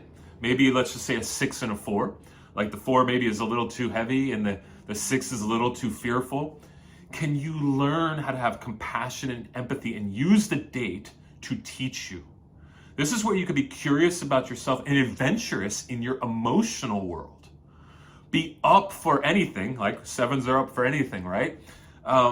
With the new thing that is your emotions. Like I say in the video that is more comprehensive on dating, dating is smarter than you. It's looking to reveal your shadowy stuff. Can you let it? Can you let it provoke some of these areas in which you have no limits, you have all the options? Can you create some boundaries and some walls so that you can get into those rooms and see what's going on? For example, compassion and empathy. For those who struggle a little bit more, not because you need to be with them, but you can learn them and therefore learn yourself better. What we're talking about is essentially the virtue of a 7, sobriety. Gluttony is your struggle. Take it in, get more, unlimited opportunity, constant preoccupation with the future and what's available to you there. At some point, a lot of 7s experience the chaotic world and unsupportive world. And so the future became safe. Thinking about the future, growing faster, getting bigger. Can you grow smart and strategic with sobriety? Not looking for the immediate or the next, but looking for what is here now and committing to it. Most 7s don't actually have that much difficulty in committing. So in dating, they might actually commit to somebody as long as they have that door open, right? So gauge how much anxiety you're having with this person that you're on the date with. And is it the type of anxiety that's being provoked because that person is actually helping you see a avenue of moderation and restraint? I know, it sucks, but down deep, a 7 wants it. There's an emptiness down deep for a 7. And in dating, there's certain people who will provoke restraint and moderation. That's sobriety. And some of it is because it is a good fit. This person has the possibility of lending, and I say lending because you're not supposed to outsource ultimately. You can learn from them, but you have to acquire this to fill some of the lonely stuff that you're running from. Slow down, to become shrewd and pragmatic like a self-preserving 7 in not finding the next opportunity in the sense of the future, but the now. How can this figure to work for me? How can I use that strategy part of a 7, the part that is thinking calculated about how to scale towards the gullible part of myself, the ignorant part of myself, which is some of that deeper stuff. You guys can be so charming and so charmed, especially the sexual 7. By sexual 7, I'm talking about subtypes here, the one-on-one 7, the intense 7. You can be charmed and charming. And the social navigation here is to see what would work well for me, what would actually provoke and push against some of my weakness, so that I can draw deeper down into those places that root me better And can I ruthlessly approach that with more diligence? I get it. There's so much fun to be had. There's so much experience to be experienced. But part of the experience a lot of sevens are disregarding and disengaged from is the part that is the internal world. The depth. The stuff that you need to be pinned down for. Can you sniff that out? Can you allow dating to offer you that opportunity to liberate you from your running? It is a tremendous endeavor and will require a bit of wilderness for you to be stuck with those hard questions you can't get out of real quick that feel insurmountable. But that's the shadowy stuff that needs to be reconciled. So regard yourself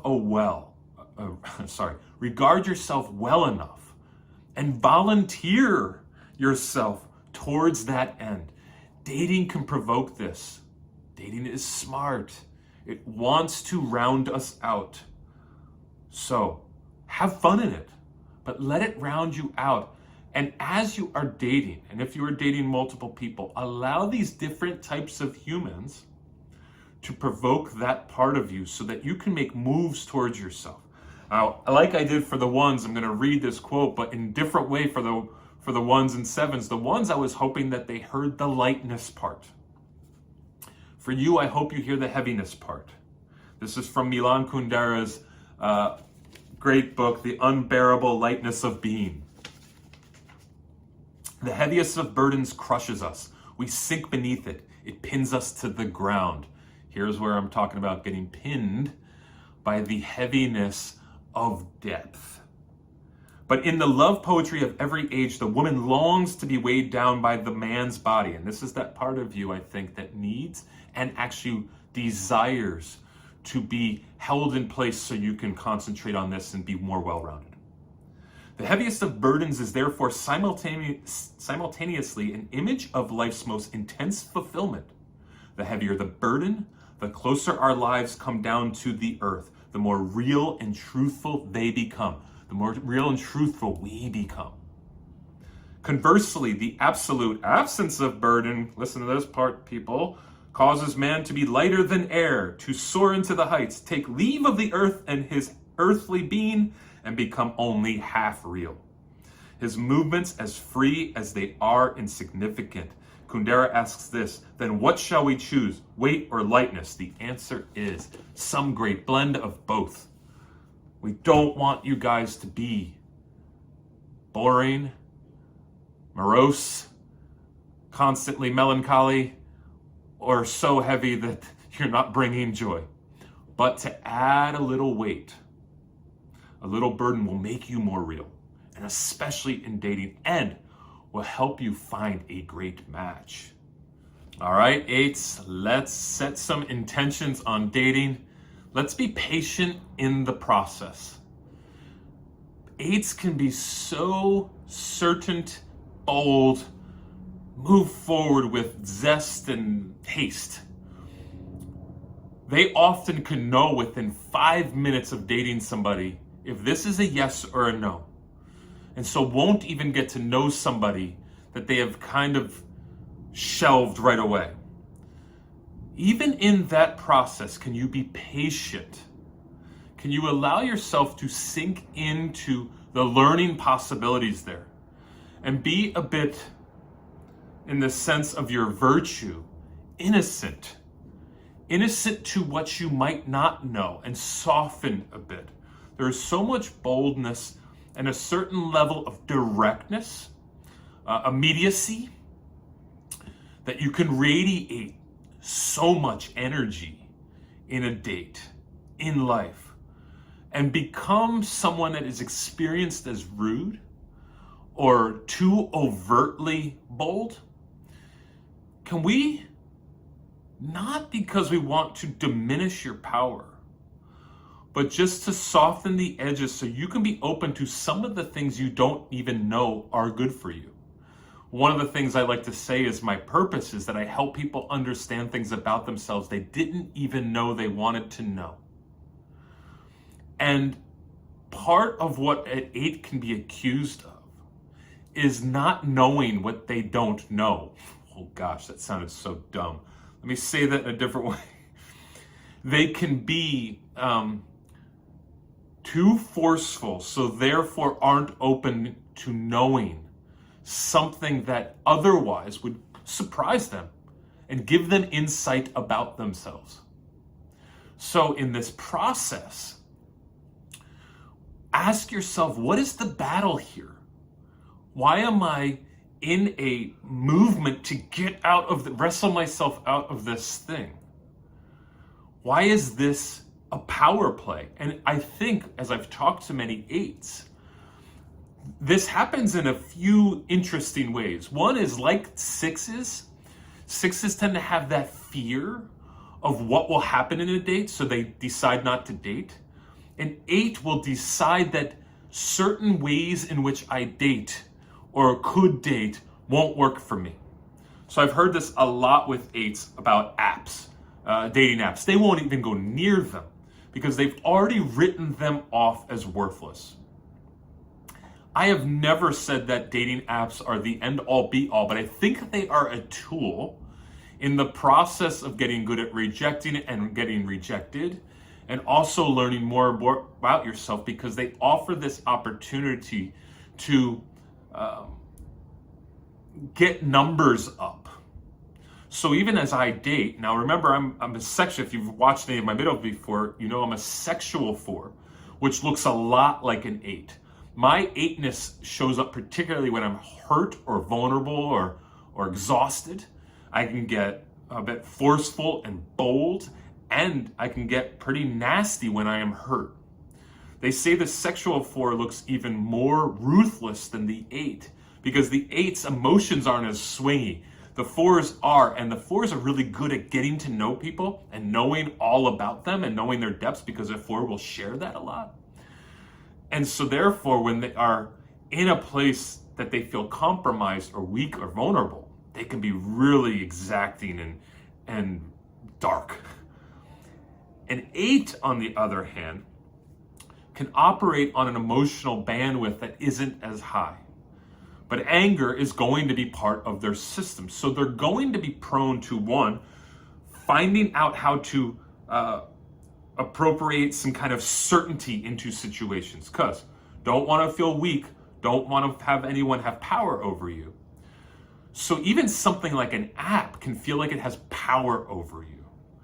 It is now deciding what your fate is. No. Use it to sharpen and challenge the structures and structures that you've made within yourself. Again, always asking yourself, what am I fighting here? I often ask that when I'm with an 8. If they're poking or prodding or provoking me or challenging relentlessly, I might just stop the conversation and say, what are we looking to gain here? Is this you actually looking to become closer to me, or are you looking to make a point? And so in dating, you might find within the date, you're poking and prodding too much. And in the dating process and how to date, where to find dates, what avenues to look for that, you might be fighting too much. Can you loosen up a bit and not have a bold paranoia about what could work and not work from you? Can you suffer the self-reflection that would require? 8s can get accused of not being self-reflective enough because they are moving with such a level of strategy in not getting pinned down or pushed around. Now, 8s can often not be aware of how others hurt. So can dating make you more aware of just others in general? If you date multiple people, and even try to date some people who maybe their profile, let's just use apps for example, their profile is provoking you in some way, but you find them attractive and you matched, and somehow you start talking and there's some things that provoke you.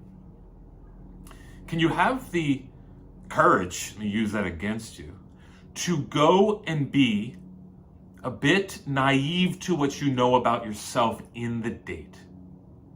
To go in and allow yourself to be made more aware of internally by this person who might rub you the wrong way. This requires a lot of vulnerability. This is a charge that an 8 should have on their life, a movement towards vulnerability. It is so hard for an 8 to be vulnerable. It feels weak and indecisive. So they can be impatient with themselves.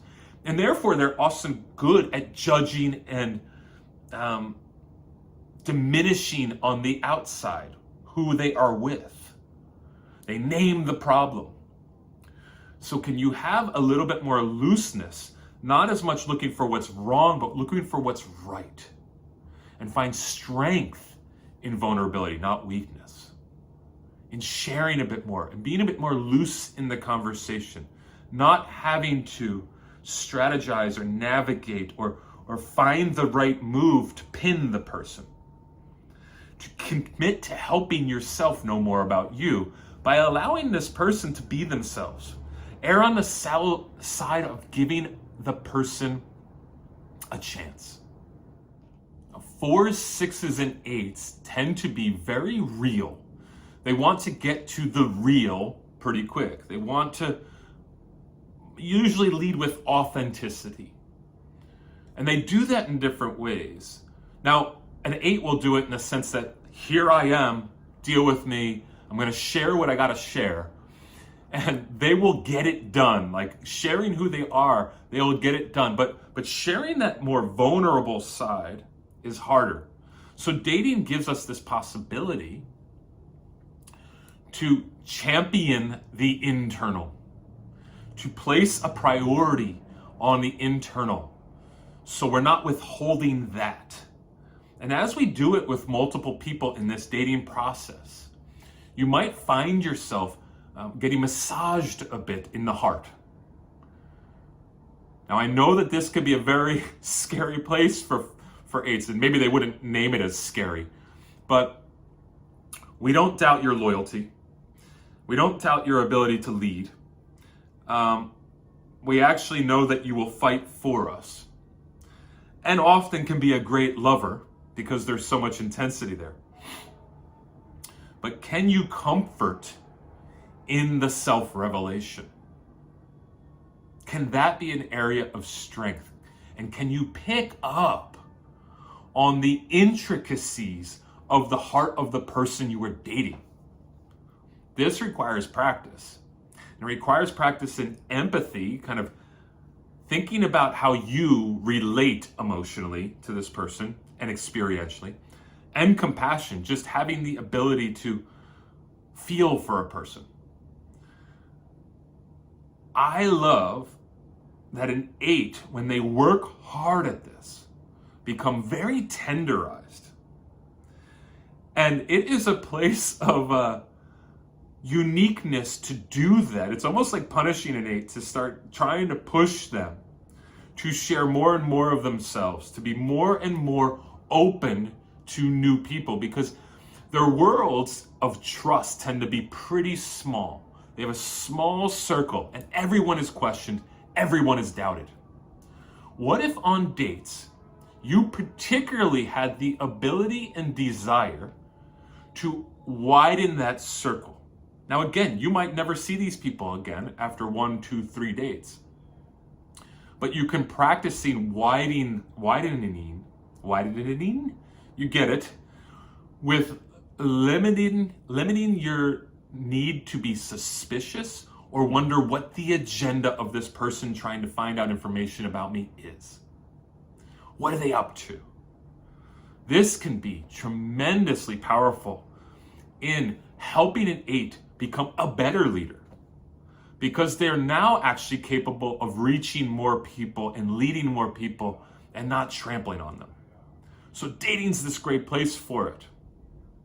So 8s, I hope that you take on the challenge of dating with a bit more of that piece of yourself that's softer, that's tenderized, that is innocent and willing to learn. And in that process, become a better lover, become a better dater, and find great fits for yourself. 9s, let's set some intentions right from the beginning. Can we concentrate on practicing romantic restraint, both being selfish and selective? That is the goal, I think, for the 9 right away. I talked to some 9s. If you've watched any of my videos, you know I have a lot of 9s in my life. 4s can have a lot of 9s in their lives. And across the board, 9 said that dating was fun and easy. Fun and easy, that it wasn't hard for them to get a date, that there's people who are naturally drawn to them because of their ease. So I think about my friends and I, let's just say we're in a bar together. And if I'm sitting next to the 9, I'm a 4 who's sitting there somewhat brooding and maybe trying to seduce a bit and playing a little coy, want you to notice me, maybe want you to pursue me a little bit. And the 9 is this like light energy that is not overly consumed with their image and allowing people to come and go as they will and be light in their energy. And so dates are not difficult. The problem is once you start dating then, can you be selective? Can you be a bit more self-regarded and care for yourself within this relationship? What I would love for a 9 to do is start noticing that right from the get-go, because a 9 has the inclination to have fun on that first date, to get to know that person, and that's part of the excitement for them. It's just getting to know a new individual, just acquiring a little taste of everything. It's both a 9's gift and a 9's weakness. They can also go along to get along. So if there is some tension in that first date, or they're feeling some energy that pushes them the wrong way, they're likely to err on the side of forgiveness or empathy, compassion, to allow that person to be what they are. But they do get along with so many types. Now, this friend that is specific in mind right now is one of my best friends, and he's dating a 9. He's a 9 dating a 9. So he's a self-preserving 9. And if you were to ask him what's are the negatives of dating, he says that he loses sleep and he loses solitude, and he's worried about compromising. It's like a very self-preserving 9 component. This protection of my space, my energy, all that. He's dating a social 9 who I also got in touch with to investigate a little bit of what that relationship has been like. And both of them were free and easy on that first date. He's excited he might meet his queen, and she's excited he might be the king. And I'm using those references, I don't know, they're outdated, but you get it. Like they're excited to meet the significant other. They're also both excited for sensory experiences because they can be dampened in their life. Emotions, desires, passions can be dampened. So food, coffee, wine, drinks, going out, nightlife, music, maybe going for a hike, going for a bike ride. Those are all these sensory motivated moments for them that heighten the things that are hard for them to get at. Now, if it goes further, sex is another component of that. So the social 9, I guess I can, I'm not going to give it away. I'm not going to sell them out, but I will say that in general, dates are not hard for 9s to find. You will find your dates because you're so easy and accessible. And also, I love this about 9s, rejection isn't a hard pill for you guys to swallow. Why? You tend to have less image orientation. So a 2, 3, and 4 is already worried about the shame of being rejected. you guys actually have a real ease in going, okay, that didn't work, I'll move on to the next one. So we have all these things working for you. Then can you advocate for yourself? Especially when you start to get deeper in. Will you shrink from owning enough of who you are and pronouncing it? They'll let a little bit too much go.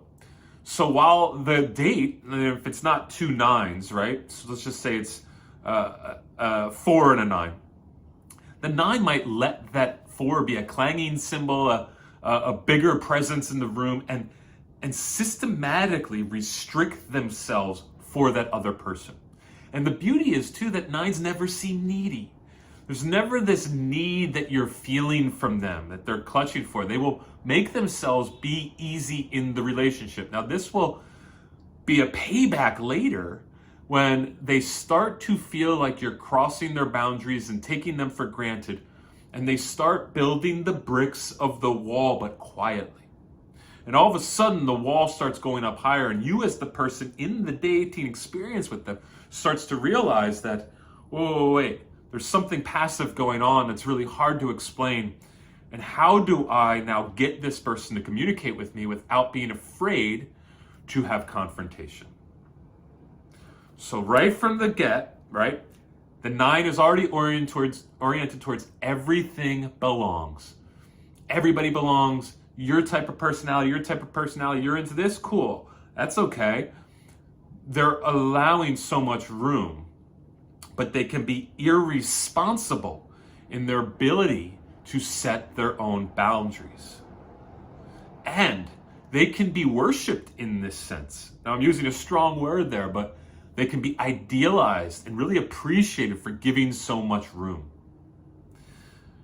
But there is a bit of a codependency there in which they're allowing often somebody to be too much until it's too late and there's this weird thing going on.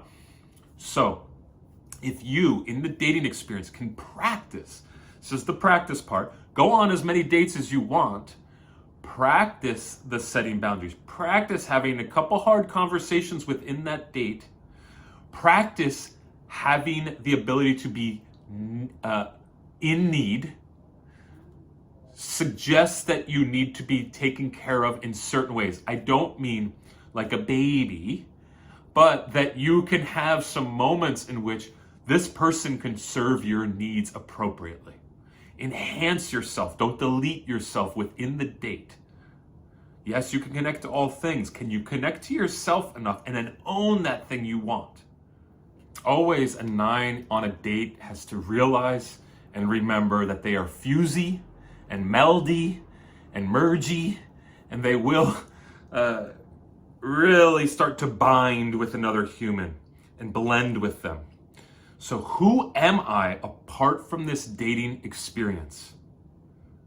Can I not cling to this joint component of relationship in which I am them and they are me? Who am I outside of that? And can I separate appropriately to be in a healthier relationship? And can I notice it on the date? There is this kind of embodiment of the relationship. I had a 9 recently tell me that they think that 9s should spend a significant time being single. I don't know if that's true or not, but it is often hard for a 9 to stay in the place of solitude. And I don't mean like self-preservation. I mean like long-term solitude in which they are finding out who they are over time, where another person isn't so blended with them. But the other unique thing is that I have found that 9s have their major breakthroughs often through breakups and hardship in relationship. That when the pain of a relationship, the pain of love happens, where there is a breakup or a person that they really wanted and there's this conflict within the dating experience or even marriage experience or partnership experience, that they start to reevaluate themselves. They have to find their confidence outside of that relationship. And the breakup or the tension within that relationship is heightened because they value it so much that they become under the right amount of pressure to fix themselves, to be responsible towards themselves. One other thing to watch out for, nines. Often a nine, because they're so easy, will gravitate towards somebody bubbly, fun, fizzy, carbonated. Those types who have a little bit of juice, the tingly types that bring a lot of unique characteristics to a relationship. Because you often don't find two boring people together. It does happen, but you don't always see it, right? There's this kind of a natural blend where one lets the other be a little bit more active. Can you take care of your path and watch out? Because what can happen here is that you can also end up with somebody who is codependent, who will allow you to be easy and allow you to not grow so much because you are allowing them to be big. Always to be watched out with nines. When you're on a date, if you're dating somebody with a big personality and you start noticing it, is this mutual kind of allowing each other to be so that we can live lightly and not with a lot of complication happen. Where you let them take advantage or cross lines or be too much, and you get to be passive, or in that classic slothful sense, slow to self. So they're actually gravitating towards you, and then sometimes it looks very fixy, that this other person is trying to fix you, push you to be more of that 3 energy, to move into action. And it can go into a long repetitive cycle of this person trying to help you emerge out of your slumber, and then you allowing them to kind of be big and bold. It's one thing to watch out for and think of when you're on dates is, what is the dynamic here of my subtlety and their pronounced nature that can be problematic moving forward? Ultimately, nines, once again, do not neglect yourself. Do not neglect the moments in which conflict can happen, and you can grow closer to that person. Always know, nines, you can grow closer and closer, and in dating experiences, this is where you get to practice. Because you're so capable of having dates, practice in this environment, maybe even especially with the ones you're not feeling as strong about, to have some conflict. See what happens there. And just play a little bit. Have fun. But fun in a way of getting to know yourself and then bringing that self forward. All right. Gosh, I love you, nines. You know I do. Favorite number. The most friends in my life, probably by percentage, are nines, because you guys let me be who I am and I let you be who you are, and hopefully it's not too codependent. As I always say, everything is yet to be done. Everything. In the words of Rainer Marie Rilke, if you want to work with me on dating coaching, I'm here for you. I love doing this work. And please subscribe. It helps. Thank you for being with me. And go date with authenticity, strength, and remember, always, as I said, be a bit selfish and be a bit selective. All right, folks, have a good one.